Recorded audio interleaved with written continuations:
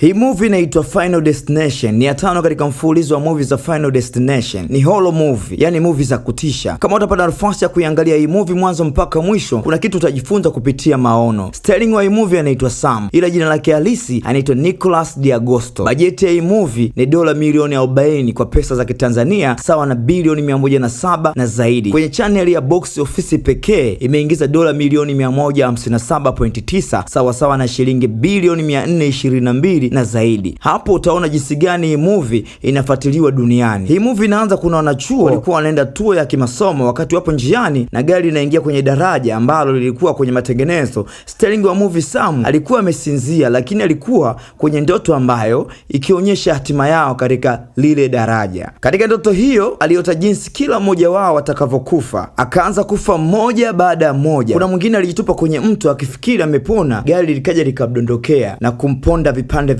Kifupi, kulikuwa na mauaji ya kutisha. Ghafla dereva akafunga breki, mwamba akajikata. Baada ya kujikata, TV ya gari kazima. Dereva ikabidi afungulie radio. Cha ajabu, mziki uliokuwa unalia ndo ule mwamba aliuota kwenye ndoto. Ikabidi ashtuke na kuambia wenzake, tushukeni, daraja linabomoka. Wenzake wakashangaa, mwamba kajuaje kama daraja linabomoka? Akawaambia ni ndoto. Polisi pia wakamchukua mwamba kwenda kumhoji, akajibu pia niliona kwenye ndoto. Wenzake wakaanza kumuona kama mchawi au nuksi na mkosi, lakini mwamba kujali. Wakati wapo kwenye mazishi ya waliofariki pale darajani, akatokea mfanyakazi wa mochwa akawaambia, hamwezi kukimbia hatima yenu, nyote mtakufa kama alivyoota kwenye ndoto, tena kwa mtiririko ule kama mlivyokaa kwenye basi. Mwamba akaogopa sana, ikabidi aanze kuambia wenzie wachukue tahadhari ili kujaribu kukwepa hatima yao. Vipi watajinasua kutoka kwenye hatima yao ya kifo ya mwamba aliyoyota kwenye ndoto? Itafute hii movie inaitwa Final Destination, lakini pia nimekuwekea jina la movie kwenye description, ila usisahau subscribe, kulike na comment channel yetu ili uendelee kupata movie kila kukicha. This is the Big Chatter Flicks.